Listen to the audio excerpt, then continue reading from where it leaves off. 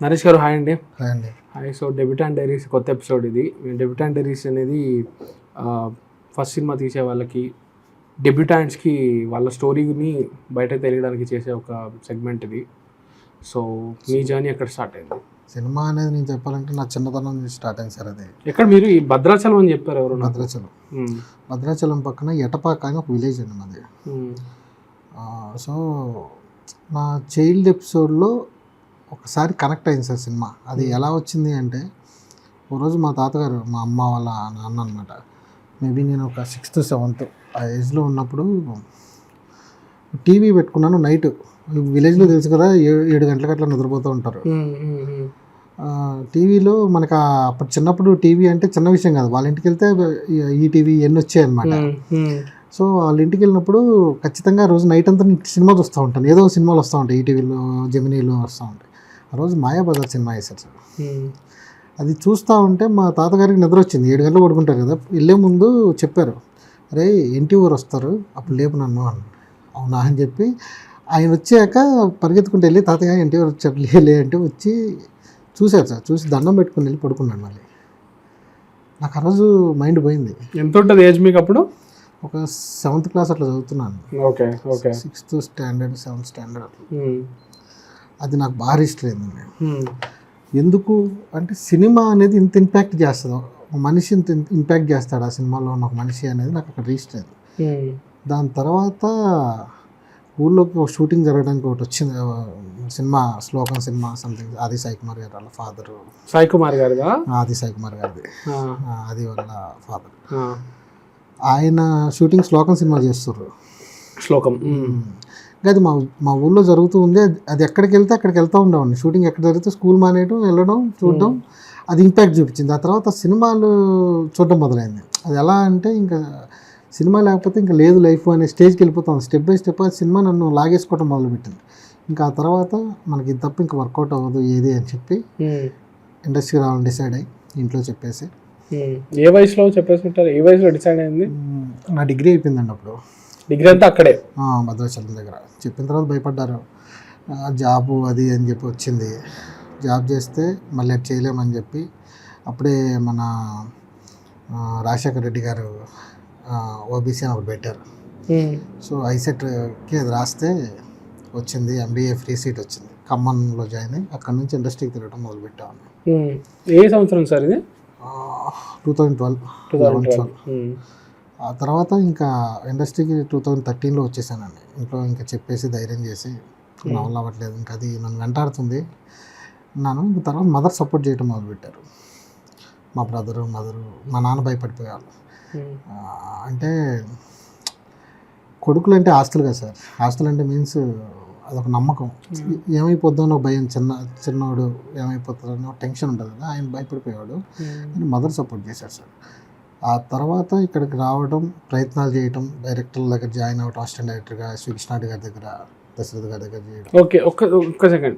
First ఇండస్ట్రీకి వెళ్దాం అనుకుంటే ఎలా వెళ్ళాలి అనేది ఒకటి ఉంటుంది కదా. అది దారుణం సార్. అది వెళ్ళాలి అనే ఆలోచన ఉంది, మార్గం లేదు. అప్పుడే పూరి గారు కృష్ణానగరే మా అదంటే కృష్ణానగర్ అని ఒక ఏరియా ఉంటుంది, అక్కడ సినిమా వాళ్ళు ఉంటారనేది ఒక సెర్చ్లో తెలిసింది. సో కృష్ణానగర్ వచ్చి ఇక్కడ ఇలా ఉంటారు, సినిమా వాళ్ళు ఉంటారు అనేది తిరిగే ప్రయత్నాలు మొదలైనవి అనమాట. ఇక్కడికి వచ్చిన తర్వాత అంతా వెరైటీగా ఉంది ప్రపంచం అంతా. ఫస్ట్ దిగిన రోజు గుర్తుందా? బస్సా ట్రైనా? అమీర్పేట మైత్రివనం దగ్గర దిగి కృష్ణానగర్కి ఇక్కడ నుంచి వెళ్తారని చెప్పారు. మైత్రివనం దగ్గర దిగిన తర్వాత కృష్ణానగర్కి వెళ్ళాలి అని ఆటోని అడిగానండి. వాడు కిందకి పైకి చూశాడు. ఎందుకు చూశాడు నాకు ఇప్పటికి కూడా ఆ లుక్ గుర్తుంది. కిందకి పైకి చూశాడు అంటే కొత్తగా వచ్చాడు అన్నట్టు చూశాడు. అంటే మనకేమనిపిస్తుంది, మనం కొత్తగా వచ్చినాం కదా, వీడు అన్న ఏమనుకుంటున్నాడు, సినిమా వాడు అనుకుంటున్నాడా, ప్రయత్నాలకు వచ్చాడు అనుకుంటున్నాడు, ఏదో ఒక లుక్ డిఫరెంట్గా అనిపించింది. సో ఆ ఇన్సిడెంట్ కృష్ణానగర్లో దిగ్గానే ఒక వరల్డ్లోకి వచ్చిన, అంటే మనం గుళ్ళోకి వెళ్తే ఎలా అనిపిస్తుంది అలా ఫీల్ అయ్యాను సార్ నేను. ఆ రోజు కృష్ణానగర్ దిగిన తర్వాత తెలీదు, ఒక ఇంద్రా సినిమాలో నేలను ముద్దు పెట్టుకున్నట్టు, అంటే నాకు కావాల్సిన ఇష్టమైన వరల్డ్లోకి వచ్చేసాను అనే ఫీల్ ఉంటుంది చూసారా, ఆ రోజు అనిపించింది సార్ నాకు. ఆ రోజు డిసైడ్ అయ్యాను, ఏమన్నా జరగని ఇది వదిలి వెళ్ళకూడదని డిసైడ్ అయ్యాను. ఇప్పటికీ నాకు కృష్ణానగర్ రోడ్లు గుర్తుపడతాయని భయం వేస్తూ ఉంటుంది. ఇంకా మొన్నటి వరకు సినిమా తీసే వరకు 2013 నుంచి ప్రయత్నాలు మొదలుపెట్టాను. మొన్న చేశాను కదా ఆ కృష్ణానగర్, వెంకటగిరి ఏరియాల్లో ఆ రోడ్లన్నీ మనం తిరుగుతూ ఉంటాం కదా, ఒరే నువ్వు ఇంకెక్కడే ఉన్నావా, ప్రయత్నాలు చేస్తానే ఉన్నావా అనేలాగా రోడ్లు కూడా గుర్తుపడతాను నన్ను. అట్లా అంత ప్రయత్నాలు చేశాను సార్. సో కాంటాక్ట్ ఏమీ లేదు? ఏం లేదు, జస్ట్ వచ్చేసారు. వచ్చేసి వచ్చిన తర్వాత సరే దిగి కృష్ణానగర్కి వెళ్ళారు. ఆటో ఎక్కారా? ఏం చేయాలి? ఆటో ఎక్కడానికి ముందు కథ జరిగింది సార్. అది ఏంటంటే ఇండస్ట్రీకి వెళ్ళాలి, ఎలా వెళ్ళాలో తెలియదు. మనకు పేపర్లలో న్యూస్లు వచ్చాయి, ఏంటి అంటే ఆర్టిస్టులు కావాలను, లేకపోతే అసిస్టెంట్ డైరెక్టర్లు కావాలను. అసిస్టెంట్ డైరెక్టర్ మనకు వర్కౌట్ అవ్వదులే, అది ఒకసారి ప్రయత్నం చేసి ఫెయిల్ అయ్యాను. డైరెక్టర్ అవుదామనా లేకపోతే డైరెక్టర్ అవ్వాలని ఫస్ట్ ఇండస్ట్రీలో దూరాలి, నాకు తెలియాలి ఇండస్ట్రీ. సో ఆర్టిస్ట్ కావాలని ఒక కాలం వచ్చింది సార్. సార్ చూద్దాం సినిమా ఎట్లా ఉంటుంది అని చెప్పేసి, ఏది ఖమ్మంలో ఉన్నా, ఇక్కడ ఉన్న ఇండస్ట్రీ నాకు ఎలా తెలుస్తుంది, ఖమ్మంలో ఒక కాలం వేసారనమాట, ఏది డిస్ట్రిక్ట్ దాంట్లో వచ్చేవి ఇవి. సరే వాళ్ళు ఫోన్ చేస్తే ఇక్కడ ఖమ్మంలోనే పెట్టాము, ఆడిషన్స్ పెట్టాము రండి అని చెప్పేసి పిలిచారు. పిలిచి ఆడిషన్ చేసి బాగా చేశారు, బాగా చేశారు, అద్భుతంగా చేశారు అని చెప్పి నెంబర్ తీసుకుని పంపించారు. తర్వాత ఒక 1 వీక్ ఏమో కాల్ చేసి స్క్రీన్ టెస్ట్ ఉంది, ఒక 5,000 పంపించండి. అయింది, పని అయింది. మనకు ఆ రోజుల్లో 5,000 అంటే చిన్న విషయం కాదు కదా. మా బ్రదర్ని అసలు నెక్స్ట్ వెళ్తాం మనం ఇండస్ట్రీలో 5,000 కొట్టేసి అని చెప్పేసి పాపం జాబ్ చేసేవాడు సార్. అతను అక్కడెక్కడ తీసుకొని ఇచ్చాడు. అవి పట్టుకొని వచ్చాక అన్నయ్య అవి పట్టుకొని వచ్చాను. ఏం లేదు, ఒక క్లాత్ వేసి 4 ఫోటోలు తీసి సీడీలో పెట్టి స్క్రీన్ టెస్ట్ అయిపోయింది, ఇంటికి వెళ్ళిపోండి 5,000 తీసుకుని. ఖమ్మంలోనే దీనికి హైదరాబాద్ పిలిపించాను నన్ను. సారీ, హైదరాబాద్ పిలిపించి ఇట్లా రూమ్లో క్లాత్ వేసి ఫోటోలు పెట్టి పంపించారు సీడీ వేసి. ఆ సీడీ పట్టుకొని ఆల్మోస్ట్ 1 మంత్ ఊళ్ళో అందరూ చూపించాను, సినిమాలో సెలెక్ట్ అయిపోయాం మన. తర్వాత అర్థమైంది మోసపోయాను. తర్వాత వేరే ఫ్రెండ్ త్రూ సినిమా జరుగుతుంది రండి అంటే వెళ్ళాను, క్యారెక్టర్ ఉంది, సరే సినిమా చూద్దాం మళ్ళీ ఇంకో ప్రయత్నం చేద్దాం అని దాంట్లో వస్తే వాళ్ళు ఏంటి 5D కెమెరా, అప్పుడు 5D ఊపు దుమ్ము లేదు ఈ రోజుల్లో. తర్వాత 5D ఊపింది. సో అది పెట్టుకొని ఇక్కడ ఒక డైరెక్షన్ చేస్తున్నారు, అక్కడ ఒక అబ్బాయి యాక్టింగ్ చేస్తున్నాడు. అంటే చిన్నప్పుడు నాకు పాస్పోర్ట్కి అట్లా ఇవ్వడం తెలుసు, ఆ కెమెరా ముందు అట్లా ఇవ్వడం తెలుసు. ఇదే సినిమా అయితే నేను వెళ్ళిపోదామని డిసైడ్ అయ్యాను సార్ ఆ రోజు. అంటే ఇది వద్దు అనా, సినిమాని ఈ కోణంలో నేను చూసిన సినిమా ఎలా ఉంటుంది, ఇలాగే సినిమా తీస్తారు అంటే వెళ్ళిపోదామని ఆ రోజు డిసైడ్ అయిపోయా. అయిపోయిన తర్వాత నా ఫ్రెండ్ చెప్పాడు సినిమా ఇది కాదు నాతో రా అని చెప్పి, ఆ రోజు ఏ సినిమా సార్, ఒక పెద్ద సినిమా తీసుకెళ్ళాడు సార్, సినిమా పేరు చెప్పను. సినిమా చూడ్డానికా షూటింగ్కి. ఓకే, షూటింగ్ నీకు సినిమా ఎలా ఉంటుందా, వాతావరణం వరల్డ్ ఎలా ఉంటుందా అని చెప్పి తీసుకెళ్ళాడు. ఇక్కడ స్టూడియోస్లోనా? సినిమా పేరు వచ్చి రుద్రమదేవి. ఓకే, రుద్రమదేవి. వాడు మన జూనియర్ ఆర్టిస్ట్ కాకుండా పైన చేస్తారు కదా, కంపెనీ ఆర్టిస్టులు, దీంట్లో డివైడ్ అయ్యి ఉంటాయి. అందులో నన్ను తీసుకెళ్ళాడు. అక్కడ చూశాను సార్ సినిమాని, ఎంత లావిష్గా ఉంది సినిమా. ఇది కదా సినిమా, డైరెక్టర్, కెమెరా, వరల్డ్ చేసేపోవాలి ఇండస్ట్రీలో అని చెప్పి డిసైడ్ అయిన రోజు అది సార్. అట్లా నాకు లోపలికి వచ్చాను. ఆ తర్వాత ప్రయత్నాలు చేయడానికి నాకు ఎవరు తెలియదు ఇక్కడ. ఆ ఫ్రెండ్ ఎవరు ఇంతకీ మిమ్మల్ని షూటింగ్ తీసుకెళ్ళిన ఫ్రెండ్? ఇక్కడ హైదరాబాద్లో జాబ్ చేస్తూ ఉండేవాడు. ఓకే, తనకి ఇక్కడ అంటే నాకు హైదరాబాద్ కొత్త, ఏం తెలియదు. తనకు ఇక్కడ కొంచెం తెలుసు, ఎక్కడ కృష్ణానగర్ ఎక్కడ ఎవరు ఉంటారో తెలుసు. తను అక్కడ బస్సులు, మన వెంకటగిరి దగ్గర బస్సులు ఉంటాయి, ఆ బస్సులన్నీ పొద్దున్నే వచ్చి ఉంటాయి అనమాట, జూనియర్ ఆర్టిస్ట్ని, కంపెనీ ఆర్టిస్ట్ని. ఆ బస్సులో వెళ్ళాం ఇద్దరం, నేను చూపిస్తాను రా అని చెప్పి వాడు ఒక రోజు వెళ్ళాడంట, తీసుకెళ్ళాడు. అక్కడ నాకు వరల్డ్ కనిపించింది, వరల్డ్ ఆ బిల్ అంతా నాకు అక్కడ ఎట్లా అంటే బాహుబలి విగ్రహం చూసినట్లు అనిపించింది ఇంటర్వ్యూలో. సో ఏ రోజైనా దీన్ని కొట్టాలి అని ఇంకా ఆగిపోయాను సార్, ఫిక్స్ అయ్యాను. తర్వాత ఒక డైరెక్టర్ దగ్గర జాయిన్ అవ్వాలి, అసిస్టెంట్ డైరెక్టర్ చేయాలి అంటే అదొక టాస్క్. దానికి కూడా ఎలా ఉంటాయి అంటే జాబ్ ట్రయల్స్ లాగానే ఉంటాయి. జాబ్ ట్రయల్స్ అయినా బెటర్ కదా, ఎక్కడ పడాలి, ఎక్కడ జాబ్ ట్రయల్స్, కంపెనీలో హైరింగ్ అని, ప్రాసెస్ అని, నోటీస్ చేయడం అని అవన్నీ ఉంటాయి, ఇక్కడ ఉండవు. అది కూడా ఉండదు. అంటే ఒక ఆఫీస్కి వెళ్తే ఆల్రెడీ కొంతమంది ఫిక్స్ అయ్యి ఉంటారు. అసలు ఆఫీస్లో ఎక్కడ సినిమా జరుగుతుందో తెలియదు, ఎక్కడ సినిమా ఆఫీసో తెలియదు, అసిస్టెంట్ డైరెక్టర్ని ఎలా పెట్టుకుంటారో తెలియదు, రిక్రూట్మెంట్ ఏంటో తెలియదు. అదొక 2 years యుద్ధమే చేశాను సార్. అది అసలు తెలుసుకోవడానికే నాకు చాలా 2 years పట్టింది. 2 years income source income source అంటే ఇంకేం లేదు సార్, ఇంటి దగ్గర నుంచి తీసుకునేవాడిని. MBA అయిపోయింది అప్పటికి? అప్పటికి అయిపోయింది. మదర్ అడిగేవాడిని. తర్వాత ఇదే ఈ జూనియర్ ఆర్టిస్ట్ చెప్పారు కదా, దీనికి వెళ్ళేవాడిని. అంటే కంపెనీ ఆర్టిస్ట్కి తీసుకెళ్ళేవాళ్ళు. అక్కడ రోజుకి 800 అట్లా ఇచ్చేవాళ్ళు. అంటే నేనేం చూసేవాడిని అంటే సినిమా ఎలా ఉంటుంది, సినిమా వరల్డ్ ఎలా ఉంటుంది అది నేర్చుకోవడం కోసం వెళ్ళేవాడిని. ఏ సినిమాకి వెళ్ళి ఉంటారు జూనియర్ ఆర్టిస్ట్? పేర్లు చెప్పండి సార్. నేను పెద్ద వాటికి వెళ్ళి ఉన్నారు. చాలా సినిమాకి వెళ్ళా. ఓకే. అంటే కంపెనీ ఆర్టిస్ట్కి వెళ్ళా, జూనియర్ ఆర్టిస్ట్కి వెళ్ళా. అక్కడ నేను నేర్చుకున్నా ఏం పెడుతున్నారు, డైరెక్షన్ అంటే ఏంటి, డ్యాన్స్లు ఎందుకు చూపిస్తున్నారు, కొరియోగ్రాఫర్ అంటే ఎవరు, కో డైరెక్టర్ పని ఏంటి, ఇవన్నీ నేను అబ్జర్వ్ చేసుకునేవాడిని. వాళ్ళు చెప్పిన పని చేస్తూనే ఇది నేను అబ్జర్వ్ చేసుకునేవాడిని. సో నేను ఇన్కమ్ సోర్స్ నాకు ఇక్కడ ఇదే కనిపించింది. అంటే సినిమా నుంచే తినాలి, సినిమాలోనే బతకాలి, ఏవైనా ఇక్కడే డిసైడ్ అవ్వాలి అనేది ఒక 2 years తర్వాత నుంచి ఇంకా సినిమా మీదే ఇన్కమ్ సోర్స్ స్టార్ట్ చేశాను. ఎలా అంటే ఒకళ్ళు పరిచయం అయ్యి రైటర్గా నాకు రాసిస్తే డబ్బులు ఇస్తానన్నారు. బాగానే ఉంది, చేద్దాం, నచ్చింది, రాయటం మొదలుపెట్టా. అవి చాలా సినిమాల్లో డైలాగులు వచ్చాయి, పేరు రాదు, డబ్బులు వస్తాయి, బాగుంది. అక్కడ నుంచి ఇన్కమ్ సోర్స్ స్టార్ట్ అయింది. ఎంత ఇచ్చేవాళ్ళు? చాలా తక్కువ సార్, ఒక 1000 రూపాయలు 2000. ఒక సీన్కా లేకపోతే? ఒక సీన్ అట్లా ఉండదు సార్, ఫస్ట్ హాఫ్ వస్తుంది, మనం రాస్తూనే ఉండాలి. ఇంకా అది ఏంటి అంత రాస్తే 1000 రూపాయలు ఇచ్చేవాళ్ళు? 1000 రూపాయలు 2000 అట్లా వచ్చాయి అప్పట్లో. ఇంకా మనకి సోర్స్ అది, ఇంకా సొల్యూషన్ లేదు దీనికి, ఆల్టర్నేటివ్ లేదు. సొల్యూషన్ కాదు, ఆల్టర్నేటివ్ లేదు. ఫస్ట్ హాఫ్ మొత్తం వచ్చి మీ వర్షన్ మిమ్మల్ని రాయమంటే రాసేసి ఇస్తే ఎంత ఖర్చులకు 1000 రూపాయలు 1500 అట్లా. ఓకే. ఇది త్రూ ఫెలో రైటర్స్ వచ్చేదా, డైరెక్టర్స్ వచ్చేదా? త్రూ ఫెలో వచ్చేది. డైరెక్టర్స్ ఎప్పుడు టచ్ చేయరు సార్. అది క్యారెక్టర్లు అట్లా ఉండవు. ఏంటి అంటే కింద ఉండే వాళ్ళ నుంచి కొంతమంది ఉంటారు, అది వాళ్ళ నుంచి వస్తాయి తప్ప డైరెక్టర్లు అట్లా చేయరు. ఎందుకంటే వాళ్ళకి తెలుసు, ఆ వరల్డ్ తెలుసు. కాదు, ఇదంతా డైరెక్టర్స్ తెలిసి జరుగుతుందా తెలియకుండా జరుగుతుందా? అంటే ఒకరిని నమ్ముతారు సార్. ఇప్పుడు నువ్వు రైటర్వి అంటే నేను నమ్ముతాను, నేను నీకు ఇచ్చేస్తాను. నువ్వేం చేస్తావు అంటే నీకు ఇంత టైం అని ఇస్తే నువ్వు పక్కన స్ప్రెడ్ చేయటం మొదలు పెడతావు, ఎవరెవరు ఉన్నారో ఆ సరౌండింగ్కి వెళ్ళినప్పుడు. ఈ రైటర్ అంటే ఎవరైతే కింద ఉన్నారో వాళ్ళ త్రూ జరుగుతుంది.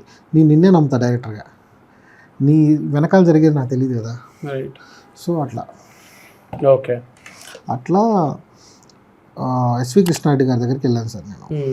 కృష్ణారెడ్డి గారి దగ్గర డైరెక్షన్ డిపార్ట్మెంట్లో జాయిన్ అయ్యా. ఎలా దొరికింది ఆయన కాంటాక్ట్?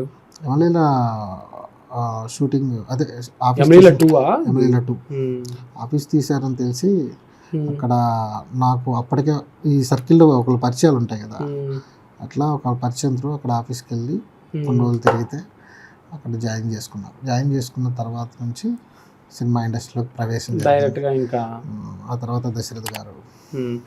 ఒకరి తర్వాత ఒకరు చూద్దాము. ఎస్వి కృష్ణారెడ్డి గారి దగ్గర ఏం నేర్చుకున్నారు? కృష్ణారెడ్డి గారి దగ్గర డైరెక్షన్ స్కిల్స్ బాగుంటాయి సార్.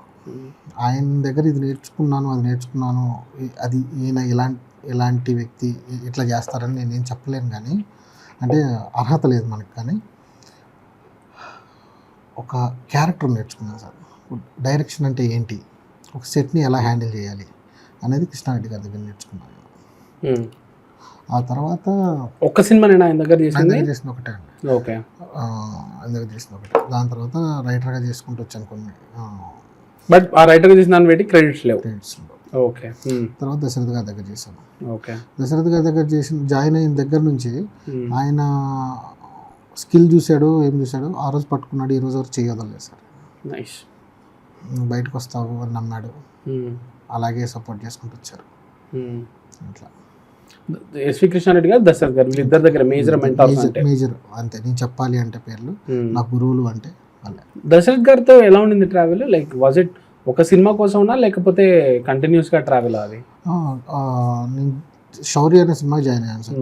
అక్కడ నుంచి కంటిన్యూగా ఆయనతో ట్రావెల్ ఉంది. తర్వాత తను మళ్ళీ ఇప్పుడు ప్రయత్నాల్లో ఉన్నారు. నేను డైరెక్షన్ ట్రయల్స్కి వచ్చేసాను తర్వాత. అట్లా మధ్యలో మీరు రాసుకునేవారా మీ కథలు? నేను షార్ట్ ఫిల్మ్స్ తీశాను, కథలు రాసుకున్నాను, ప్రయత్నాలు జరిగినాయి, ఆగిపోయినాయి, ఇబ్బందులు పడ్డాను, ఇంటికి వెళ్ళిపోయాను. ఇండస్ట్రీ ఏదైతే నమ్మొచ్చానో ఇండస్ట్రీ నన్ను అంటే నేనే తట్టుకోలేక వెళ్ళిపోయాను. ఇది నేను ఎందుకు ఈ క్వశ్చన్ అడుగుతున్నానంటే, నేను ఒకరితో మాట్లాడుతుండే, మీ జర్నీని బాగా క్లోజ్గా అబ్జర్వ్ చేసిన ఒక పర్సన్. ఆయన చెప్పారు నాకు, మనోడు పాపం ప్రతాప్ అనే సినిమా నేను సోల్లీ నరేష్ కోసం ఆడాలని కోరుకుంటున్నా. ఎందుకంటే మనోడి అంత జర్నీ ఉంది, ఒక 12-13 ఏళ్ళ జర్నీ దాటుకుని ఈరోజు ఈ సినిమా వస్తుంది అతనికి. సో అతని కోసం ఈ సినిమా ఆడాలని నేను కోరుకుంటున్నా అని చెప్పాడు. నా గురించి తెలిసిన ప్రతి ఒక్కరు కోరుకుంటారు సార్. నా సర్కిల్ ఎవరికి కాల్ చేసిన, అంటే నాకు సర్కిల్ ఉంది తక్కువే, 3-4 ఉంటాయి కాంటాక్ట్స్. మేబీ ఎవరు చెప్పారు నాకు తెలియలే కానీ వాస్తవం చెప్పారు. థ్యాంక్స్ సార్ వాళ్ళకి ఎవరు కూడా. సో దశరథ్ గారి తర్వాత సినిమా ఓకే అయిందా మీది? అదే ఓకే అవ్వడం దానికంటే ముందు కథ రాసుకుని ఎట్లా అప్రోచ్ అయ్యేవాళ్ళు?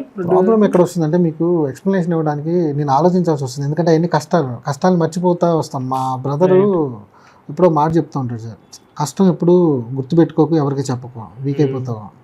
సో దానివల్ల నేను ఎక్కువ వాటిని ట్రావెల్ చేయను, వాటితో ఎప్పటికప్పుడు కట్ చేసుకుంటూ రావడానికే ప్రయత్నం చేస్తాను. ఈ రోజు ఎలా గడుస్తుంది అనే ప్రాసెస్లో వెళ్ళడం వల్ల ఈ గతం నేను చెప్పాలంటే ఆలోచించాల్సి వస్తుంది.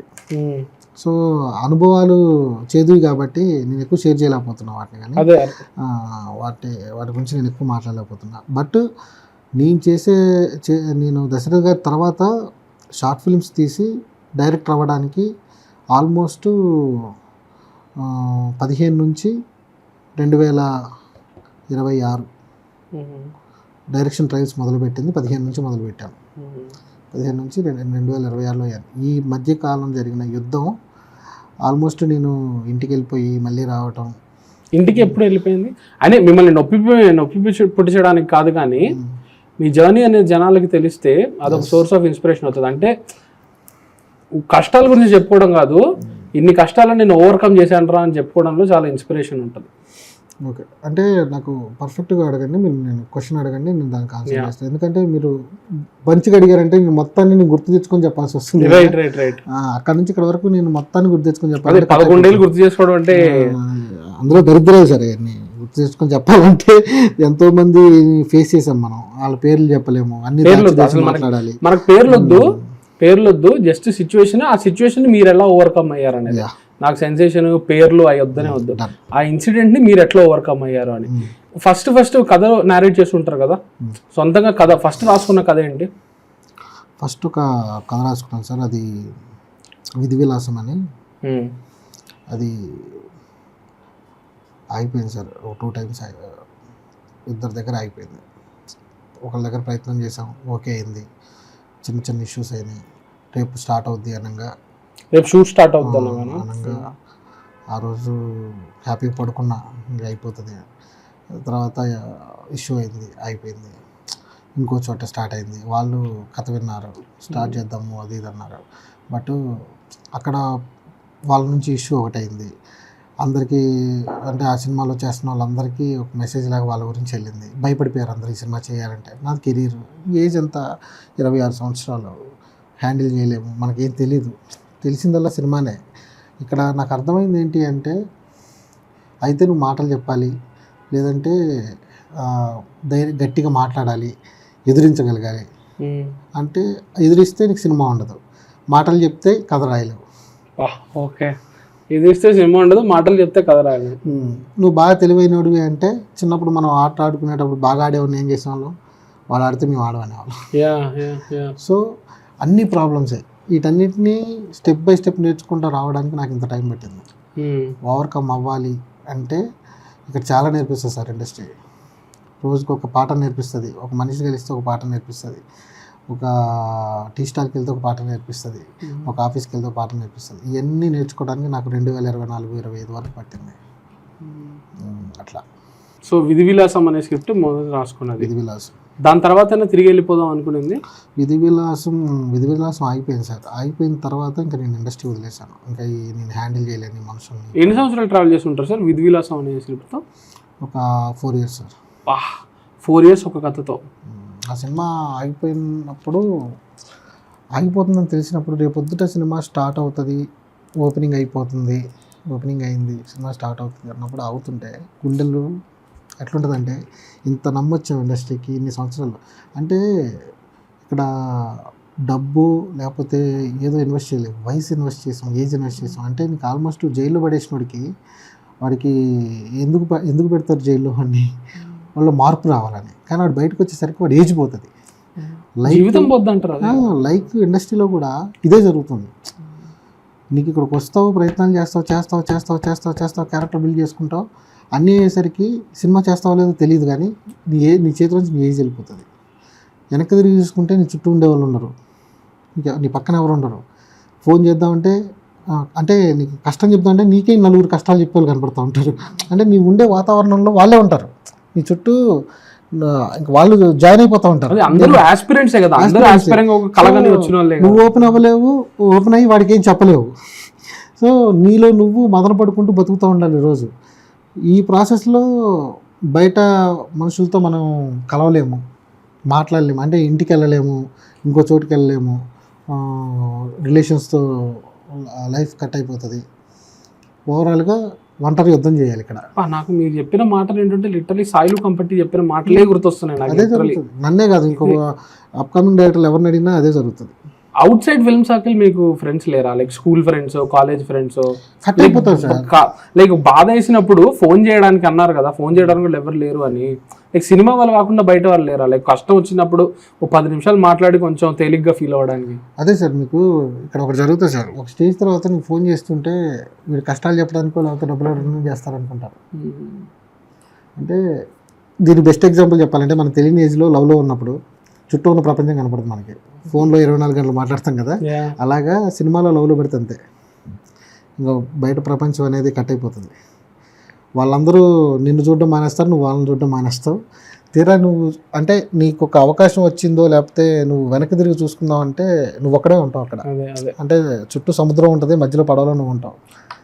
అదే జరుగుతుంది సార్ ఇక్కడ. సో పాపం ప్రతాప్ అనే దానికి నాంది నేను ఇండస్ట్రీ వదిలేసి వెళ్ళిపోయాను సార్. వదిలేసి వెళ్ళిపోయిన తర్వాత ఇంకా ఊరు వెళ్ళిపోయి అక్కడే ఏదన్నా ఛానల్ పెట్టుకున్నాము, యూట్యూబ్ చేసుకున్నాము, లేకపోతే దీన్ని వదిలేదు, రక్తం దాకా వదిలిపెట్టాల్సింది ఏదో రూపంలో అయితే ఇది నా మైండ్ నుంచి పోదు సార్. అది అంటే ఒక్కసారి మనకు అది ఒకరోజు వచ్చింది కాదు కదా, మనకి చిన్నప్పటి నుంచి అది నాటుకుపోయింది. సో నాకు ఒక డిఓపి ఉన్నాడు సార్, విశ్వేశ్వర్ గారు అని.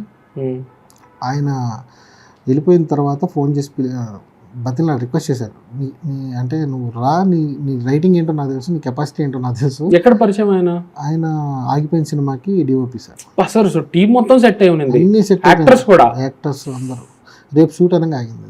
నేను విషయం చెప్పేదా, ఆదిత్య దగ్గర కూడా జరిగింది ఇది, గొప్పలో జరుగున్నాయి ఇట్లాంటివి. సో అంతే సార్. అంటే ఆ టైంలో మనకు ట్రిప్పింగ్ మూమెంట్ అనమాట.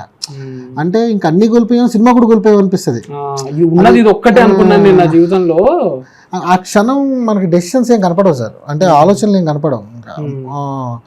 ఎండ్ అనిపిస్తుంది, ఎండ్ కార్డుగా మాత్రమే కనపడతా ఉంటుంది. ఇంక ఇదే యువతలకి వెళ్తే ఇంకేం లేదు, వెనక్కి తిరుగు అనిపిస్తుంది, గోడే కనపడుతుంది. ఇంకా ఎందుకు అంటే ఇంకా ప్రయత్నం అనేది పీక్ లెవెల్కి వచ్చేసింది. Dry dry dry dry dry అని ఇది చెరువు అని కనపడ్డప్పుడు అది ఎండమావి అని తెలిస్తే ఎలా ఉంటుంది?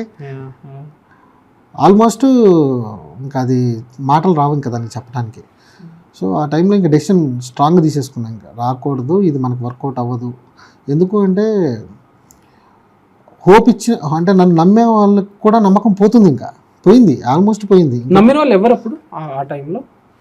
నా ఫ్యామిలీ సార్, నా ఫ్యామిలీ నమ్మారు. వాళ్ళకు కూడా నమ్మకం పోయింది. ఇంకా స్టేజ్కి వచ్చిన తర్వాత కష్టం అనే స్టేజ్కి వెళ్ళిపోయింది. ఇంకా వాళ్ళకి కూడా హోప్ పోయి వాళ్ళని కూడా కోల్పోవడానికి నేను రెడీ లేను. ఇంకా డెసిషన్ తీసుకున్నా, అయితే ఇంక వాళ్ళతో ఉండిపోదాం అని.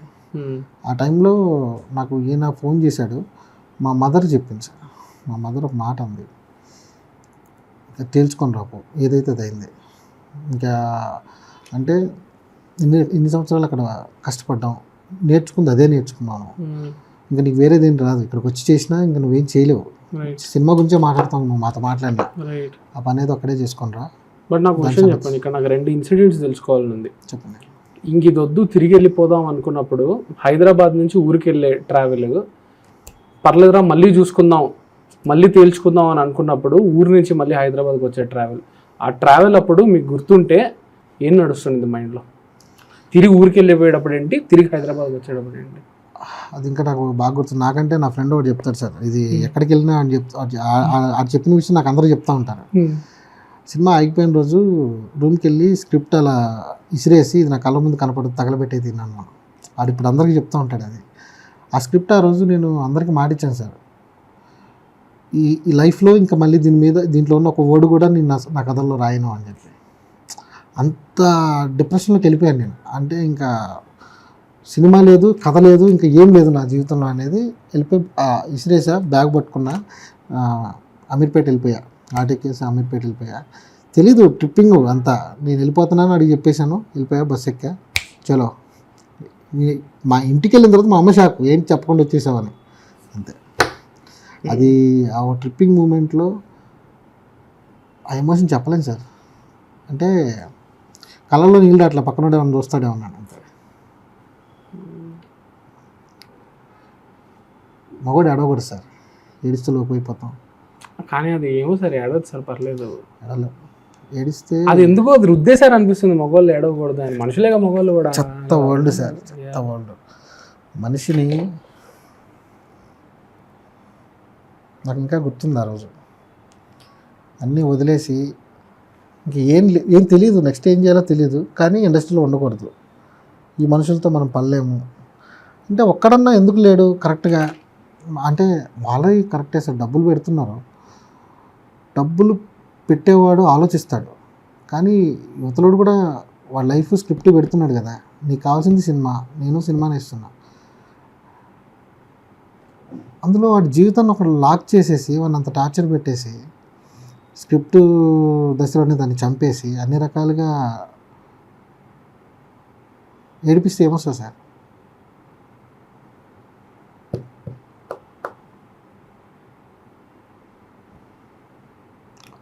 ఆఫీస్లో మనిషి ముందు కన్నీళ్ళు పెట్టుకోవటం అనేది, ఒక మనిషి ఇంకో మనిషి ముందు కన్నీళ్ళు పెట్టుకోవటం అనేది దారుణం. అలాంటి స్టేజ్లు కూడా చూడాల్సి వచ్చింది. ఇది ఇంటర్వ్యూలో ఉన్నాం కానీ కొంచెం చెప్పకూడదు సార్. బ్రేక్ తీసుకుందాం సార్, నాకు మాటలు రావట్లే, అది ఎటో కట్ అయిపోతున్నాం. బ్రేక్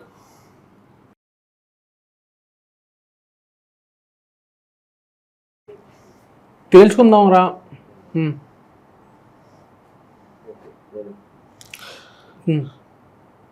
2020 వెళ్ళిపోయిన తర్వాత ఏం జరిగింది?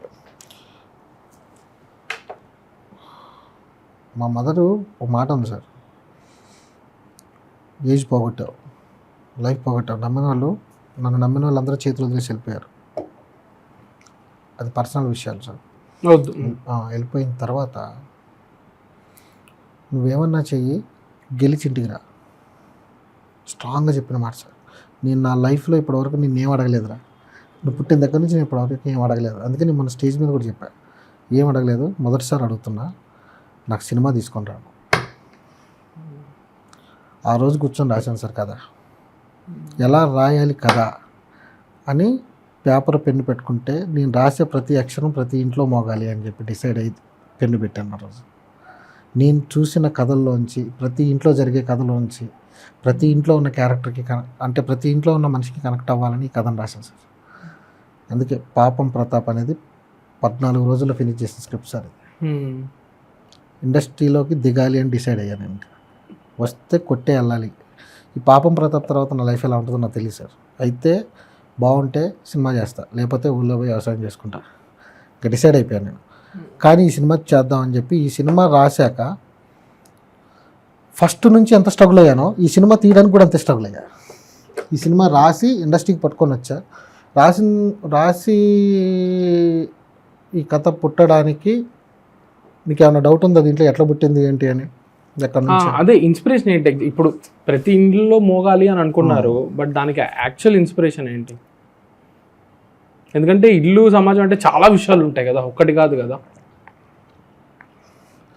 ఈ కథ అంటే ఒక కథ రాస్తే మళ్ళీ వెనక్కి వెళ్ళేలాగా ఉండకూడదు, అందరికీ గుర్తుండిపోయేలాగా ఉండాలి, నేను ఎవరి కాళ్ళు పట్టుకోకూడదు, మళ్ళీ నన్ను నమ్మిన వాళ్ళందరికీ అంటే చెప్పుకునేలాగా ఉండాలి సినిమా, అందరూ నా ఇంట్లోతో సహా అందరి ఇళ్ళలో సినిమా చూడాలి అంటే ఇది అందరి కథ అవ్వాలి అని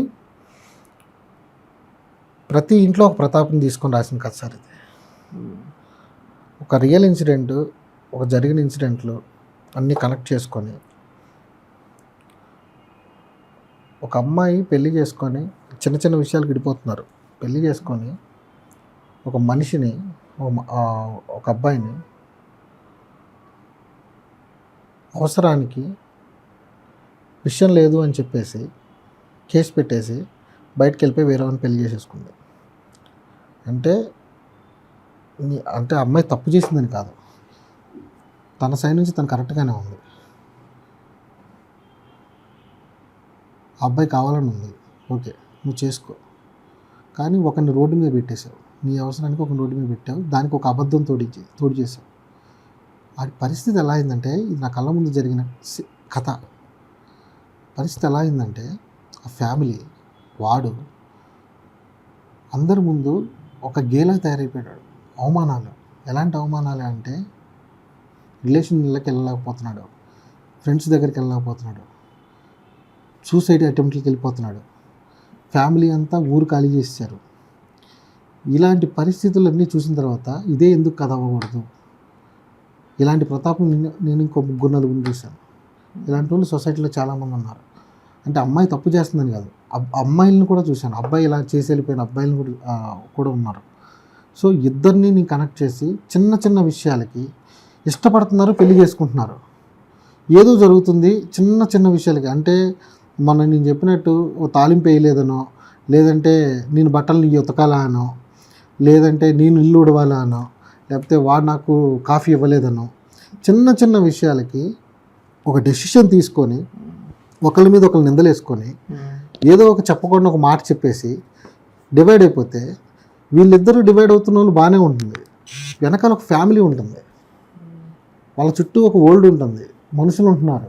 వాళ్ళందరూ వీళ్ళని ఎలా చూస్తారు, వాడి పరిస్థితి ఎలా అయిపోతుంది, అమ్మాయి పరిస్థితి ఎవరు పట్టించుకోవట్లేదు. దీన్ని ఎందుకు కార్నర్ చేయకూడదు, అందరికీ అర్థం అవ్వాలి, ఈ సినిమా అందరికీ కనెక్ట్ అవ్వాలి అనే ఉద్దేశంతో నేను పాపం ప్రతాప్ అనేది ఎత్తుకున్నాను సార్. సో ఈరోజు ఈ సినిమా ప్రతి ఇంట్లో మోత మోగుతుంది సార్, ఎందుకంటే కనెక్ట్ అవుతుంది కదా. సో ఈ కథ రాసిన తర్వాత ఇండస్ట్రీకి వచ్చాక ఎక్కడ మెట్టలేదు, ఆఫీస్ మెట్టు ప్రతి ఒక్కరు చేద్దామని. కానీ మళ్ళీ ఏజ్ పోతుంది, సినిమా పోయింది అంటే ఈసారి కొడితే సినిమా కొట్టాలి, జాగ్రత్తగా తీయాలి అనే దాంట్లో కాంప్రమైజ్ అవ్వకూడదని డిసైడ్ అయ్యారు. ఎవరు సినిమాలో వేలు పెట్టరు, కథలో వేలు పెట్టరు అనుకునే వాళ్ళు నాకు కావాలి. ఆ రోజే సినిమా చేద్దామని డిసైడ్ అయ్యారు. ఆ ప్రయత్నాల్లో చేసుకుంటూ 2024 వచ్చాక ఈటీవీలో ఓకే అయింది సార్. అంటే ఈటీవీకి ముందు వేరే చోట్ల ఓకే అయింది, కానీ చేంజెస్ అడిగారా? మీకు చేంజెస్ చేయడం ఇష్టం లేదు? ఇష్టం అంటే ఒక్కసారి నువ్వు నమ్మిన కథని, అంటే నువ్వు ఏదైతే నమ్ముతున్నావో, బలంగా నమ్ముతున్నావో, ఇది కొడుతుంది అనేది నమ్ముతున్నావో, అవతల చెప్పేదానికి నీకు కనెక్టింగ్గా లేదు, ఈ సినిమా చంపేస్తున్నాడు అని తెలిసిన తర్వాత కూడా నువ్వు అక్కడ ఇంకా యుద్ధం చేయాలని చూస్తే, అంతకుముందు చేసిన దానికి ఇప్పుడు చేసిన దానికి నీకు పెద్ద తేడా ఉండదు. మళ్ళీ ఇంటికి వెళ్ళిపోవాలి, మళ్ళీ ఆ కథను పట్టుకొని ఇంటికి వెళ్ళిపోయి బాధపడుకుంటూ కూర్చోవాలి. అయితే ఈసారి దిగితే కొట్టాలి, లేకపోతే సైలెంట్గా ఉండాలి, మోత అయితే ముగించే పోదామని చెప్పి డిసైడ్ అయ్యాను. కాబట్టి ఎవరెన్ని చెప్పినా నేను వినకూడదు అని డిసైడ్ అయిపోయి దిగాను. ఈ ప్రాసెస్లో ఈటీవీలో విన్న తర్వాత సపోర్ట్ ఇచ్చారు, రాకేష్ రెడ్డి గారు సపోర్ట్ ఇచ్చారు, ముందుకెళ్ళింది. ఇందులో ఒక చిన్న డౌట్ ఉంది సార్ నాకు. ఇప్పుడు కథ చెప్పారు, వాళ్ళు కొన్ని చేంజెస్ అడిగారు అనుకోండి, అది కూడా దాంట్లో కూడా ఫీడ్బ్యాక్ మేబీ కొంచెం బాగుంటే వాల్యుబుల్ ఉందంటే మనం ఎందుకు తీసుకోండి సార్. నువ్వు కథని ఎలా ఉండాలంటే ఒక డైరెక్టర్ని సాటిస్ఫై చేసేలాగా ఉండాలి, ఒక రైటర్ని సాటిస్ఫై చేయాలి. నీకు ఎప్పుడు ఎదుటి బ్రెయిన్ ఎందుకు సరెండర్ అవుతుంది? వాడి బ్రెయిన్ దాటి నువ్వు సమాధానం చెప్పగలిగితే సరెండర్ అవుతుంది. నువ్వు నా బ్రెయిన్ క్రాస్ చేయకుండా నువ్వు దాంట్లో అంటే ఇది పడదు అని తెలిసిన దాన్ని బలవంతంగా పెట్టాలి అని చూస్తే అది నాకు అర్థమవుతుంది ఇది వర్కౌట్ అవ్వదు అని. అది అందులోంచి హుక్ అవ్వట్లే అక్కడ, దాన్ని నువ్వు బలవంతంగా ఇరికిస్తుంటే అది ఎందుకు సినిమా అవుతుంది? అంటే ఎటువంటి కమర్షియల్ చేంజెస్ లాంటివి అడిగే వల్ల లైక్ చాలా ఉంటాయి సార్ దానికి. ఇది అనేది చెప్పడానికి ఉండదు. కమర్షియలా లేకపోతే ఇంకోటే కాదు, చేంజెస్ ఉంటాయి. అవి ఓ డిస్కషన్ నడుస్తుంది, లేదంటే హీరో దగ్గర, క్యాస్టింగ్ దగ్గర ఇట్లా జరుగుతుంది. అక్కడ సినిమా పోతుంది, ఇక్కడ సినిమాకి లైఫ్ లేదు అనే దగ్గర సినిమాని ఎంటర్టైన్ చేయకూడదు అని డిసైడ్ అయింది. బట్ ఈ సినిమాని అంటే మాకు ఇంకా సినిమా నేను చూడలేదు కానీ at least from teaser and trailer యాక్టర్లు ఎస్పెషలీ మేల్ హీరోలు వాళ్ళు వెంటనే యాక్సెప్ట్ చేసే స్టోరీ ఇది. ఖచ్చితంగా సార్, మీరు ఇప్పటివరకు చూసింది ఏది అంటే అందరూ ఏమనుకున్నారు టీజర్ చూసి డిసైడ్ చేస్తున్నారు. నాకు కూడా నేను అదే ఫీల్ అవుతున్నా. మీరు అందరూ అనుకునేది అంటే నేను అది రాస్తే ధైర్యంగా నేను ఎందుకు టీజర్లో పెడతాను సార్, నేను దాచి పెడతాను కానీ, అవునా కదా? సో అందరూ యాక్సెప్ట్ చేసేదే యాక్సెప్ట్ చేశారు. బట్ నా కంఫర్ట్ నేను ఎక్కడ సినిమాని నిలబెట్టగలను అనే చోట తీయాలనుకున్నాను. బట్ అలా అని అందరూ నన్ను ఇబ్బంది పెట్టలేదు సార్, కొంతమంది సపోర్ట్ చేశారు. బట్ ఏంటంటే అక్కడ లేట్ అయింది. లేట్ అయ్యే ప్రాసెస్లో కొన్ని చోట్ల లేట్ అయిపోయింది. లేట్ అవుతున్న దగ్గర నుంచి నేను బయటకు రావటం, ఎర్లీగా డెసిషన్ తీసుకుని బయటకు వచ్చాను. వద్దు ఇక్కడ ఇంకా టైం స్పెండ్ చేయలేను నేను. వెయిట్ చేయడం అంటే విసుగు వచ్చేసిందా సార్? వెయిటింగ్ అనే దాని మీద ఇంకా చిరాకే వచ్చింది సార్. ఇంకా మనకు 5G స్టైల్లో కావాలి, ఇంకా ఇది అయిపోయింది దాని మీద. దీనికి 5 ఏళ్ళు పట్టిందిగా. ఏది స్క్రిప్ట్ అయిపోయాక 2020లో కదా రాసాను. అందుకే కదా సార్, స్క్రిప్ట్ అయిపోయిన తర్వాత ఎవరి దగ్గర నేను స్ట్రక్ అవటం మానేసా. అంతకుముందు స్ట్రక్ అయి ఉండేవాడిని 2 సంవత్సరాలు ఒకరి దగ్గర, 2 సంవత్సరాలు ఒకరి దగ్గర. స్ట్రక్కింగ్ అనేది ఆపేయడం మొదలు పెట్టా. ఎక్కువ టైం ఒక దగ్గర స్పెండ్ చేయడం కంటే ముందుకు వెళ్ళటం బెటర్. అంటే వెళ్తే అలా వెళ్ళాలి, ఇంకా లేదు అంటే ఇంకా స్ట్రక్ అయిపోయి మళ్ళీ మొదట్లో ఎలా ఉందో లైఫ్ అదే కంటిన్యూ చేసుకుంటూ మళ్ళీ బాధపడుకుంటూ ఏడ్చుకుంటూ అక్కడ కూర్చోవాలి. దానికంటే ఇది బెటర్ కదా. 5G లాగా ఇక్కడ అవ్వలేదు, నెక్స్ట్ ఏంటి అలా వెళ్ళడం బెటర్ అని చెప్పి. సో మీరు నో చెప్పడం నేర్చుకున్నారా? బేసికల్లీ చెప్పడం నేర్చుకున్నాను అంతే. అంటే చెప్తున్నా కదా సార్, ఇండస్ట్రీ అన్ని నేర్పిస్తాయి క్యారెక్టర్తో సహా అని, అలా నేర్పించింది. సో ఫైనల్లీ ఈ స్క్రిప్ట్ అప్రూవ్ అయిన రోజు గుర్తుందా? ఈ ప్రాసెస్ గుర్తుందా? అది చెప్పండి. అది హ్యాపీ మెమరీయే కదా? అది గుర్తు చేసుకుని బాగా డీటెయిల్గా అది చెప్పండి. ఆ రోజు ఈటీవీలో కిషోర్ కథ విన్నాడు. ఇది అంటే ఫస్ట్ మనోడు ఇంప్రెషన్ లేదు, అంటే ఒక పిచ్ డెక్ ఒకటి పంపించాను. అది ఎలా ఉంటుందంటే అక్కడ నేను పిచ్ డెక్ తయారు చేయడం కూడా ఎలా చూసాను అంటే అవతలకి పిచ్చెక్కాలి అసలు, దీని అర్థం ఏంటి దీంట్లో ఏముంది అన్నట్లు ఉన్నాను. మనోడికి ఇదే పిచ్ డెక్ పిచ్చి రాసాడు కానీ పాయింట్ ఏదో ఉందని చెప్పేసి పిలిపించి కథ నాక భయ కథ అంతా బాగుంది కానీ పిచ్ డెక్ ఎందుకు కట్ చేసావు మరి అట్లుంటేనే కదా నువ్వు మాట్లాడుతావు వింటావు. దాంట్లో యానిమేషన్ బొమ్మలు పెట్టి అదొక రకంగా రాశాను సార్. నేను అదే చూస్తే ఎవరికైనా ఇదేంటి తెలియచేసాడా అనిపిస్తుంది. అట్లా అది విన్న తర్వాత నితిన్ గారికి చెప్పాడు సార్, పాయింట్ చెప్పాడు. ఆయన వెంటనే పిలిపించిన్నారు. విన్నాక ఫస్ట్ హాఫ్ విపరీతంగా నవ్వారు. నవ్వి సార్ సినిమా సెకండ్ హాఫ్ ఆ రోజు నాకు ఇంకా గుర్తుంది.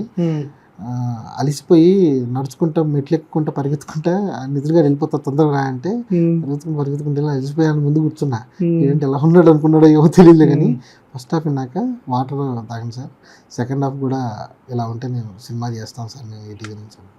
సెకండ్ హాఫ్ విన్నారు, గుండె మీద చేసుకుని వెళ్ళండి సార్ సినిమా చేస్తున్నాం. ఈ రోజు వరకు నాకు ఈటీవీ అన్న నితిన్ గారు అన్న గౌరవం ఏంటంటే ఒక్కరోజు కూడా నన్ను ఇబ్బంది పడలేదు సార్ సినిమా విషయంలో. గర్వంగా చెప్తాను, నేను ఈ 14 ఏళ్ళ జర్నీలో నేను ఎంత స్ట్రగుల్ అయ్యానో అంత ఈజీగా సినిమా చేశాను. అంత కంఫర్ట్గా ఈజీగా నా ప్రొడ్యూసర్ నుంచి కానీ రాకేష్ రెడ్డి గారు ఆయన కూడా ఒక్కరోజు ఒక్క మాట మాట్లాడలేదు సార్, ఇదెందుకు ఇదేంటి అని. ఫస్ట్ రోజు షూట్ చూశారు, మీరు చేసుకుంటారు. షూట్ కాదు, ఆ రోజు యాక్సెప్ట్ అయిన తర్వాత ఏంటి ఆ రోజు హ్యాపీనెస్? తిరిగి ఇంటికి వెళ్ళేటప్పుడు ఆ రోజు యాక్సెప్ట్ చేయడం అంటే సార్ చేస్తున్నాం వెళ్ళన్నారు, ధైర్యంగా వెళ్ళాను. కాకపోతే మనకు అంతకుముందు అనుభవాలు ఉన్నాయి కదా, ఈ టైంలో ఏమన్నా జరగచ్చు అనే ఒక భయం కదా, గ్యారంటీ లేదు. అంటే అప్పటికి నాకు నితిన్ గారు వీళ్ళందరూ నాకు తెలియదు కదా. ఈటీవీ ఓకే అంది కానీ ఇది ఎప్పటికి అవుతుంది, ఓకే అన్నారు, ఓకే ఎప్పటికి అవుతుంది అనేది ఒక క్వశ్చన్ ఉంటుంది కదా. సో హోప్ అనేది తక్కువ ఉంది.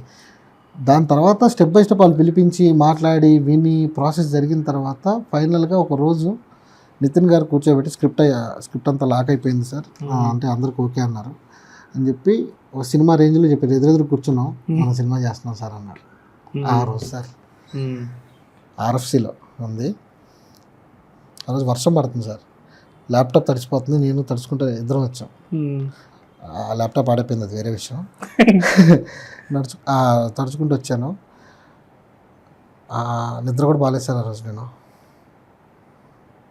నెక్స్ట్ డే పిలిపించారు, ఆఫీస్ ఇచ్చారు, సినిమా ముందుకు తీసుకెళ్తున్నా అన్నారు. ఇంకా అక్కడ నుంచి హ్యాపీ మూడ్ సార్. ఇంకా ఎక్కడ నేను ఇబ్బంది పడలా. ఇంకా నాకేంటే వెనక్కి ఆలోచించాల్సిన అవసరం లేదు. చెప్పాను కదా, నేను కష్టాలని ఎక్కువ చెప్పలేను, అర్థమైంది. దాని వెనకాల గుర్తుండవు, అవి మర్చిపోవడం బెటర్ అనే ప్రాసెస్ ఇది. అది ఎక్కువ గుర్తుపెట్టుకున్నాం అనుకోండి సార్, పనులు చేయలేకపోతున్నాం, ఆగిపోతున్నాం అక్కడ. అదే ట్రిగర్ అయిపోతే మన మూడ్ మొత్తం స్పాయిల్ అయిపోద్ది కదా. ఒక్క మెమరీ ఏదైనా అంటే అది తెచ్చుకుంటే ట్రిప్ అవుతున్నా, అసలు విషయం నుంచి బయటకు వెళ్ళిపోతున్నాను. టీవీని ఎట్లా అసెంబ్లీ చేస్తున్నారు? మా ప్రొడ్యూసర్ ఎప్పుడు కూడా అంటూ ఉంటాడు, మొండినాడు అంటే నాకు డిఓపి అదే డిఓపి సార్. నాకు అది కావాలని అడిగాను, ఇచ్చారు. ఎందుకు నమ్ముతున్నావు అన్నారు. నన్ను నమ్మండి, ఆయన చేస్తాడు. ఆయన రానుండే వేడుకు చూద్దాం వస్తారా ఇంటెలిజెంట్ చేశాడు. మంచి డిఓపి సార్ ఆయన. ఆయన నాకు ముందు నుంచి తెలుసు, రెండు పెద్ద లాజిస్టిక్స్ ఉన్న సినిమాలే. సో ఆయన అలా వచ్చాడు. కేఎం రాధాకృష్ణ గారు ఇంకా ఎప్పటి నుంచో నేను ఆయన పాటలు విని ఉన్నా. మధ్యలో ఈ సినిమా కథ అయిపోయాక దీనికి పాటలు కావాలి, ఎలా అయినా దీన్ని ఎక్కించాలి అనే ప్రాసెస్లో నేను ఆయనకి వెళ్ళి ప్రొడ్యూసర్ లేకుండా కథ చెప్పా, సినిమా చేస్తున్నానని చెప్తే ఆయన కథ నచ్చి ఆయన నా వెంట తిరగడం మొదలుపెట్టాడు, నేను ఆయన వెంట తిరగడం మొదలుపెట్టా, ఆయన ట్యూన్లు పెట్టడం మొదలుపెట్టాడు. కానీ ఏం లేదు దీనికి. వీళ్ళు ఇప్పుడు కేఎం రాధాకృష్ణ గారు అనగానే ఈటీవీ వాళ్ళకి కూడా బాగా నచ్చింది, మంచి ఆప్షన్స్ అన్నారు. అట్లా 1 by 1. ఏడీసీ ఇంకా మామూలుగానే వచ్చారు సార్, అంటే తెలిసిన సర్కిల్ నుంచి అట్లా ఎవరు అవసరమా ప్రొడక్షన్ నుంచి అట్లా వచ్చారు. ఫస్ట్ డే ఆఫ్ షూట్ ఏంటి, ఎట్లా ఉంది ఆ రోజు? ముందు రోజు రాత్రి మంచిగా పడుకున్నారా, లేకపోతే టెన్షనా? ఫస్ట్ డే షూట్ చేయబోతున్నాం అనే ఫీలింగ్? సార్ నిజం చెప్పమంటే ఇవన్నీ చూసిన తర్వాత ఏ హ్యాపీ మూమెంట్ని ఎంజాయ్ చేయలేకపోతున్నాను సార్ నేను. అంటే రేపు ట్రైలర్ రిలీజ్ అవుతుంది, వెళ్ళాను, ఈవెంట్కి వెళ్ళాను, మాట్లాడాను, వచ్చాను, నెక్స్ట్ పని ఏంటి, ఇట్లా అయిపోతుంది. దీన్ని మూమెంట్ని ఎంజాయ్ చేయాలి అనే ప్రాసెస్ నాకంటే మా మదర్ ఎంజాయ్ చేస్తుంది, దాన్ని నేను ఎంజాయ్ చేస్తున్నాను. నేను ఎంజాయ్ చేసే ప్రాసెస్ పోయింది. ఇంకా ఇవన్నీ చూసిన తర్వాత ఫస్ట్ రోజు మైక్ పట్టుకున్నప్పుడు మామూలుగా డైరెక్షన్ చేసుకుంటూ వెళ్ళిపోతూ ఉన్నాను. వీళ్ళందరూ ఏంటి 10 సినిమాలు చేసి వచ్చావు నువ్వు అని అడుగుతున్నారు నన్ను. పట్టించుకోవట్లేదు, ఏం పట్టించుకోవాలి, ఈ పని నీట్ చేసుకుంటూ వెళ్ళిపోతున్నాడు ఏంటి అని చెప్పేసి ఇదే జరిగింది సెట్లో. జెన్యూన్, ఇది వాస్తవం చెప్తున్నా. నితిన్ గారు కూడా ఒకరోజు వచ్చి చూశారు. సార్ మీరు ఏంటి సార్ ఇంతకుముందు అని సినిమా చేశారు, నిజం చెప్పండి అన్న. లేదు సార్, మరి ఏ ఎక్స్ప్రెషన్ లేదండి సార్ అన్న. నాకు అదే అర్థం కావట్లేదు సార్, నాకే తెలియట్లేదు అది. అంటే ఆ మూడ్ని ఎంజాయ్ చేయడం మానేశానా, లేకపోతే ఫీల్ అవ్వడం మానేశానా తెలియట్లేదు నాకు. ఇప్పుడు నాకు రేపొద్దు సినిమా అవుతుందా, ఈ ప్రాసెస్, ఇప్పుడు సినిమా రిలీజ్ అవ్వడానికి ప్రాసెస్ చేస్తున్నాను తప్ప అది రిలీజ్ అవుతుందన్న టెన్షన్ తక్కువ ఉంది. ఈ ప్రాసెసే నాకు టెన్షన్ ఎక్కువ ఉంది. ఈ సినిమాని తీసుకెళ్ళి అక్కడ థియేటర్లోకి చేర్చాలనే ఒకటి ఉంది. అది తప్ప నాకు ఇప్పుడు ప్రతిదీ మూమెంట్ని ఫీల్ అయ్యే ప్రాసెస్ బాడీలోంచి వెళ్ళిపోయిందేమో అనిపిస్తుంది సార్. అది సాడ్ సార్, కానీ అది అంటే ఇంకా పని చేసుకుంటూ ఉంటే మన మనసులో ఉండేది ఒక హ్యాపీనెస్, అది ఎక్స్పీరియన్స్ చేయాలి కదా. ఐ హోప్ మీరు అది ఆ బాధ ఏదైతే జరిగిందో దాన్ని ఓవర్కమ్ అయ్యి మేబీ పాపం ప్రతాప్తో ఐ హోప్ ఆ ఎగ్జైట్మెంట్ అవన్నీ. అంటే ఈవెంట్లు మిస్ అయిపోయాను నేను. అంటే నాకు కావాల్సిన నా ఫ్యామిలీలో జరిగిన ఈవెంట్స్ మిస్ అయ్యాను, జర్నీ మిస్ అయ్యాను, వాళ్ళతో బాండింగ్లు మిస్ అయ్యాను, ఫ్రెండ్స్ని మిస్ అయ్యాను, సినిమాని మిస్ అయ్యాను. అన్నీ మిస్ అవ్వకుంటూ ఈ ఎమోషన్లో ఎంజాయ్మెంట్ అనేది, అంటే నేను ఫీల్ అవ్వాలి అనే దాని గురించి మానేశాను. ఇంకా పూర్తిగా పోయింది అది ఎందుకు పోయిందో కూడా నాకు కూడా తెలియదు. ఒక డిటాచ్మెంట్ వచ్చింది ఆ సినిమాతో. అంటే నేను ఎట్లా అంటానంటే, ఇప్పుడు నాకు నా ఉద్యోగం ఉందనుకోండి, ఒకప్పుడు నా ఉద్యోగమే నా జీవితం అన్నట్టు ఉండేది. దాని తర్వాత ఉద్యోగమే జీవితం కాదు, జీవితం చాలా పెద్దది, జీవితంలో చాలా ఉన్నాయి, దాంట్లో ఉద్యోగం ఒకటి ఇంపార్టెంటే, అట్లా లెక్కలేదని నేను చెప్పట్లా. This is very important, my job, my work is very important. But నా జీవితం మొత్తం ఇదే కాదు. ఆ ఫేజ్ వచ్చిందా మీకు? సినిమా అనేది ఇంపార్టెంట్, కానీ సినిమా మాత్రమే కాదు అనా, లేకపోతే ఇంకా సినిమానే జీవితం అనా?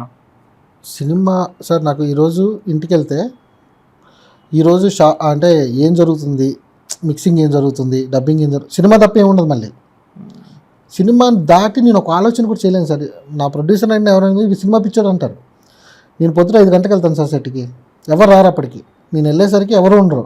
నేను సెట్కి వెళ్ళి సెట్లో షాట్లన్నీ సెట్ అంటే చూసుకుంటూ ఒక్కనే సెట్ని చూస్తా, అలా ఏమేమి తీయాలి ఈరోజు, ఇది తప్ప అంటే సినిమా తప్ప నేను వేరే టాపిక్ ఉండదు నా దగ్గర. అంటే వేరే మాట్లాడను, వేరే డిస్కషన్స్ చేయను, వేరే ఆలోచనలు చేయను, సినిమానే చేస్తా. కానీ మన ట్రైలర్ రిలీజ్ అయింది, ఈరోజు బజ్ ఉంది ట్రైలర్కి. నా వాట్సాప్ స్టేటస్లు కానీ అంటే ఎట్లుంటాయంటే నార్మల్గా ఇన్స్టాగ్రామ్లో అట్లా వచ్చిన వాటిని ఎవరైనా పంపిస్తే వాటిని నీ స్టేటస్ పెడతా ఉంటుంది తప్ప దాన్ని నేను ఒకటి ప్రిపేర్ చేసి దాన్ని స్టేటస్కి పెట్టాలి, లేకపోతే ఈరోజు పార్టీ ఇవ్వాలి, దీన్ని ఎంజాయ్ చేయాలి, ఆ మూడు లేవు, రావట్లా. కానీ సినిమా లేకపోతే బతకలేను, అది లేకుండా ఒక నిమిషం కూడా ఉండలేను. సినిమా టాపిక్ కానీ సినిమా కానీ లేకపోతే కష్టం సార్. మనం అట్లా ఫిల్మ్ మేకింగ్ పరంగా చూసుకుంటే మిమ్మల్ని బాగా ఇన్స్పైర్ చేసిన సినిమాలు ఏంటి? అంటే మనకి ఒక సినిమా ఒక ఎక్స్పీరియన్స్ ఇచ్చి ఉంటుంది, ఏం సినిమా రా ఇది, ఇటువంటి ఎక్స్పీరియన్స్ నేను కూడా జనాలకి ఇవ్వాలి. నాకు ఏదైతే ఆ సినిమా ఒక థ్రిల్ ఒక ఎక్స్పీరియన్స్ ఇచ్చిందో అటువంటి ఎక్స్పీరియన్సెస్ నేను ఒక సినిమా తీసి జనాలకి ఇవ్వాలి అని ఉంటాయి కదా. నేను అట్లా అంటే మొత్తం సినిమా నా టోటల్ సినిమా జర్నీలో నేను అట్లా ఫీల్ అయిన సినిమా అర్జున్ రెడ్డి సార్. అర్జున్ రెడ్డి చూసిన రోజు నడుచుకుంటా వెళ్ళి అసలు నేను రాసిన స్క్రిప్ట్లు కాదని చెప్పేసి మొత్తం స్క్రిప్ట్లన్నీ తీసి పక్కన పెట్టాను రోజు సార్. అది నాకు ఇంకా గుర్తుంది. అంటే ఆ సినిమాకి ఇంపాక్ట్ నా మీద చాలా చూపించింది.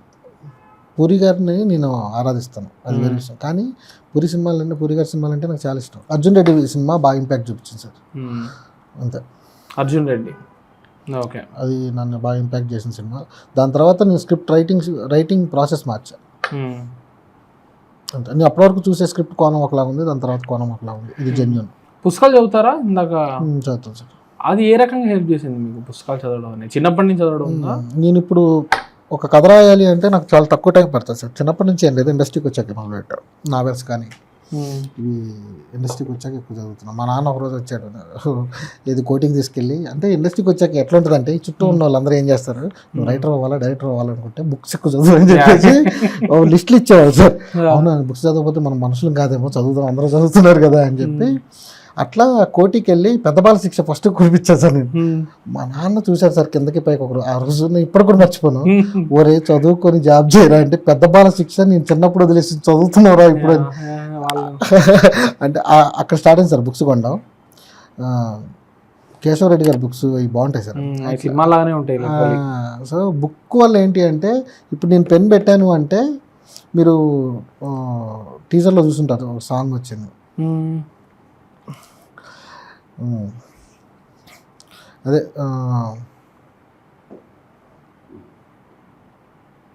టీజర్లో లాస్ట్లో ఒక సాంగ్ వస్తుంది సార్, లిరిక్స్ ఉంటాయి. అది ఎంత 1 minute రాశాను. అంటే పెన్ పెట్టాను అంటే పరిగెడుతుంది. బుక్ వల్ల మనకున్న స్పెషల్ క్వాలిటీ ఏంటి అంటే అది మీకు రైటింగ్ స్కిల్కి చాలా హెల్ప్ అవుతుంది. దానివల్ల బుక్స్ బాగా అవుతుంది సార్. ఓకే, ఎన్ని రోజులు తీశారు సార్ పాపం ప్రతాప్? అంతే సార్, 51 days. 51 days. మేకింగ్ గురించి, ప్లానింగ్ గురించి, మనుషుల్ని హ్యాండిల్ చేయడం గురించి ఏం నేర్పించింది? ఏం నేర్చుకున్నారు? ఎలా నేర్చుకున్నారు?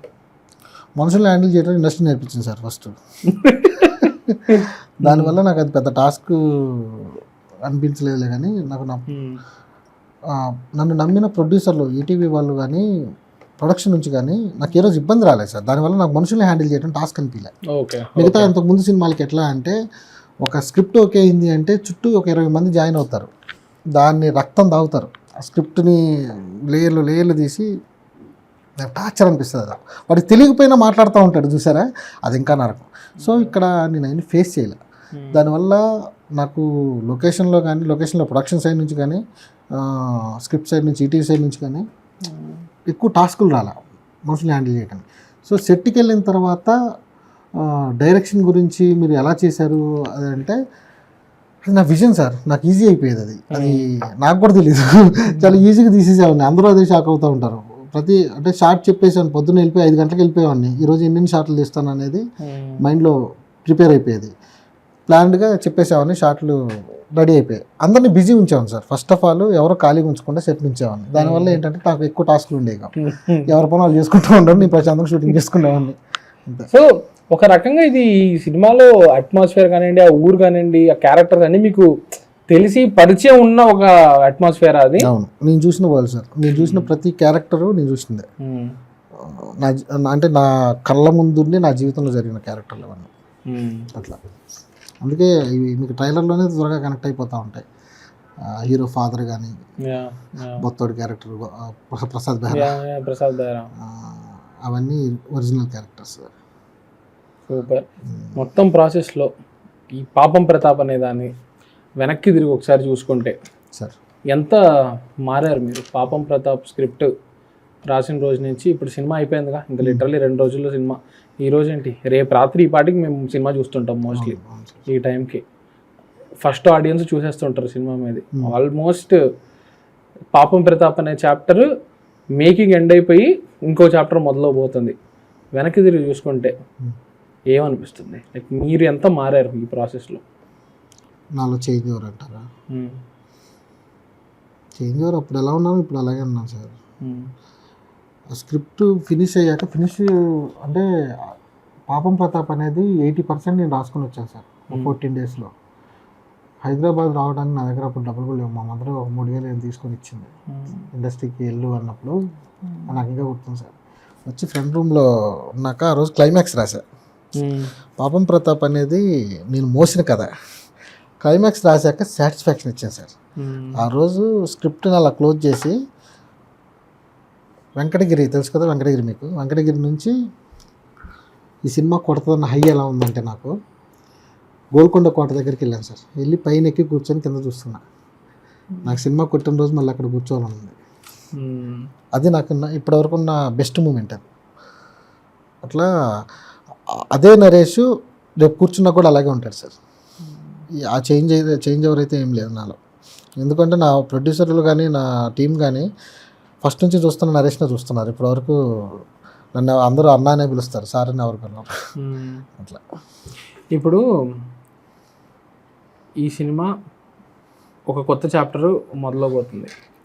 మన ఈ ఏ లెవెల్లో అడుగుతున్నానంటే, ఇది నాకు కూడా పాస్ట్లో ఏమన్నా బ్యాడ్ ఇన్సిడెంట్స్ ఉన్నాయనుకోండి. ఇప్పుడు మీరు అన్నట్టు ఒక ఇన్సిడెంట్ గుర్తొస్తే నాకు నేను ట్రిప్ అయిపోతున్నాను అని, అది రాసేటప్పుడు ఒక బ్యాడ్ ఫీలింగ్ని కలిగిస్తుంది కదా. అండ్ ఇది అంటుంటారు కదా, రాత్రి పడుకునేటప్పుడు రాత్రి 2 గంటలకు రిగ్రెట్స్ అనిపిస్తాయి, రాత్రి 1 గంటకి నాకు కూడా అనిపిస్తుంటుంది. ఇది పడుకునేటప్పుడు అబ్బా ఆ రోజు ఇలా జరగకూడదు, అది జరగకుండా ఉంటే మన లైఫ్ ఇంకోలా ఉండే అనే రిగ్రెట్స్ ప్రతి మనిషికి ఉంటాయి. వాటిని ఎట్లా ఓవర్కమ్ చేస్తారు మీరు ఆ ఫీలింగ్ వచ్చినప్పుడు? Because you are looking like a very sensitive and emotional person. అవును సార్, నేను కరెక్ట్గా సార్, ఇది నిజం సార్. పర్ఫెక్ట్గా పడుకొని నా కళ్ళలో ఎప్పటికి కూడా తెలుస్తూ ఉంటుంది. ఆల్మోస్ట్ ఒక 3 years అయింది కరెక్ట్గా నిద్రపోయి నేను.